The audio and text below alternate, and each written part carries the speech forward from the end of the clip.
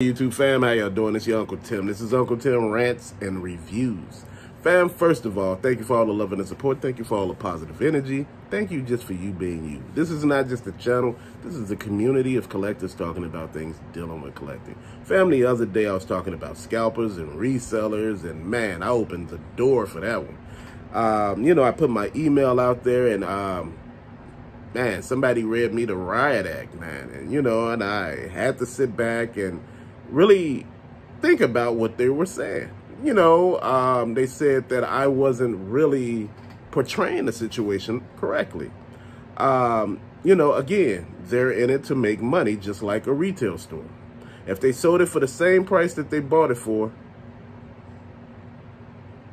it wouldn't be no purpose of doing this. I get it.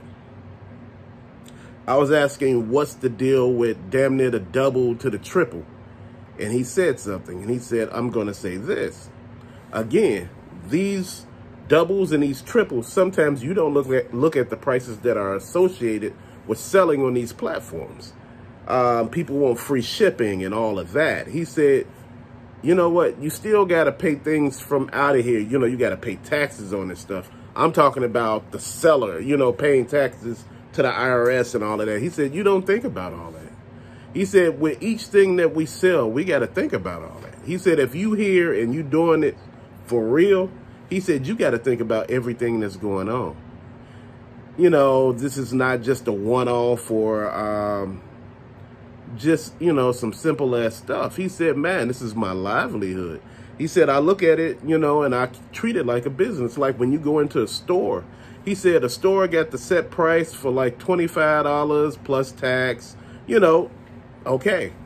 He said nobody really complains about that because you know what it is. He said the store got to pay its employees, rent for the building, light, gas, and all of those other utilities. They got a lot of other stuff going on that they got to pay. Overhead. He said, I have the same overhead, but just not on that grander scale. He said, I'm the employee. He said, I got to do all the sourcing. He said, a lot of people don't think about the gas associated with that stuff. Then he said, you got to have contacts that lets you know when the merchandise get there. I'm just listening, fam. You know what? They got a point. He said right now the economy is killing his business. He said he's working hard, to try to combat some of the issues by lowering prices on things. And he said, man, even if I got a lot of this stuff on clearance, lowering the price, damn near hurts me. Because he said at the end of the day, I still got to pay the same amount in taxes, that I was paying, damn near before. If I make the same amount of money at the end of the year, he said, man, it's rough. He said a lot of people don't think about that. A lot of people think you should sell something for $2 more, help the community out. He said, I'm not a member of the community. I'm here to make money. And fam, I was just like, damn. And, he said, like with vintage games and things like that, like NES cartridges, Super NES, Genesis, and all of those cartridge-based N64. He said a lot of people didn't understand some of the bigger things. He said, like, when I go source that stuff, he said, I got to clean the pins. He said, I got to clean the cartridge. He said, sometimes I got to go into the cartridge and make sure that it works and it's authentic. He said, if you get a disc from me, he said, I got to resurface it, make sure everything is working before I send it out. I was like, damn. He said, that's a lot of work involved. He said, a lot of people think you just pick this stuff up, list it and just sell it. He said, it don't work like that. He said, it's the same way when I, source clothes and shoes. He said, I got to clean the shoes. He said, I got to wash the clothes. He said, if there are any imperfections that, I see, the little hole, he said, I got to sew that stuff up. He said, a lot of people are not looking at all of this. And this is why he said that we get the reputation that, we're not just, we're just out here scamming people. He said, we're not scamming nobody. He said, nobody knows about all of that work that goes into this shit. He said, it's a lot. And I was just, reading it and was like, damn, And I was about to say, man, he really enlightened me on something. I was just like caught off guard because, I had a feeling about certain situations and how they should be and what should be charged, fam, think about it. If the item is $25, you sold it for another $25, right? Which is $50, right? 25 plus tax, $30. There's $20 left, right? $5 in shipping, 15. Then you got to think about everything that you're going to get charged for as fees. So damn near, you might not make any money. And I understood all of this, fam. This is why I kept looking at all of this, and this is why I kept paying attention. You know, I look at everything, but, you know, I was telling him, you know, at least leave some for some other people on the shelf. And he was like, man, you know what? I said, stores really need to limit how much they let y'all take. And he said, hey, again, stores' responsibility on that is not, you know, existent. A store responsibility is to sell and make money. He said, if I'm coming in with cash, he said cash, C-A-S-H, cash, or debit or credit, I come in and buy it all, what the hell you gonna say? Thank you? You move that product real quick. And I was just sitting there laughing.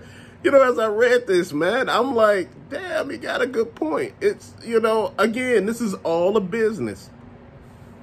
And how do you think you're going to stop a company from doing business? This is business. This is what they do. This is what they're about.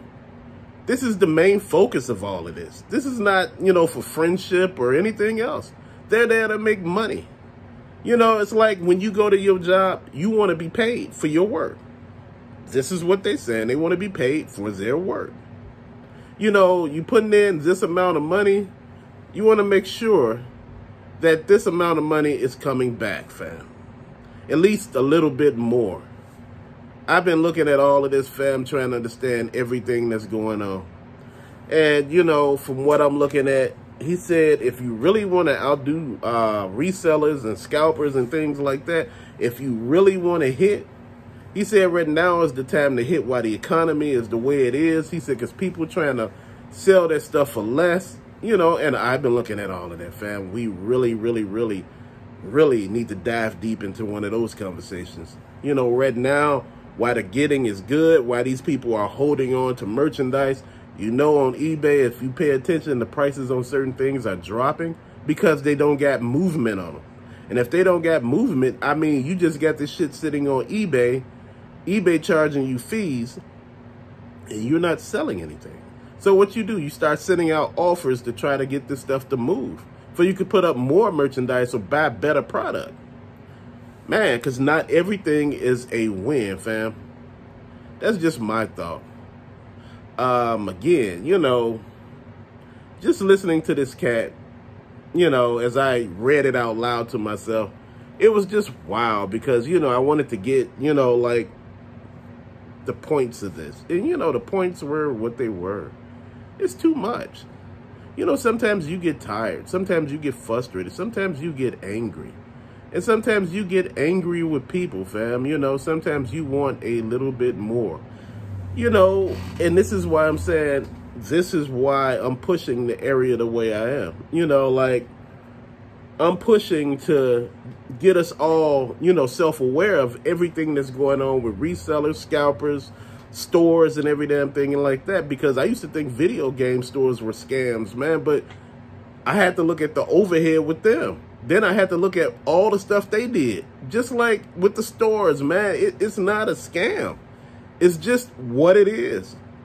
You know, they got to make money out of this too. The prices of games raised. You know, like I said, you know, they went up to like $70 in most cases. Again, you got to look at all that, fam. And this is how I've been looking at it. And you got to keep looking at it. The economy is changing. It's charging us more for just, what, the same thing that we bought, what, last year, if not double. You know, and I'm looking at it, fam, and, you know, they looking at it like this. They said, hey, either we go out of business soon, and he said, hell, and God bless everybody else, because he said, you may not find the product still. He said, you got collectors out there who hoard, who go and buy all of it their damn self, then complain about the other Joe Blow. He said, all of this, you know, is not our fault. He said, some of this shit is everybody else's who's involved in this. Fam, and I'm just sitting there just thinking, man, and it's real. You know what? It's something that goes into that. I want to call people evil and, you know, manipulators. And, you know, this is why the economy the way it is with collecting. You know what? The economy is the way it is with collecting is due to collectors. You know, we pay these exuberant amounts of money for these particular items. You know, NES games that, you know, are gems that track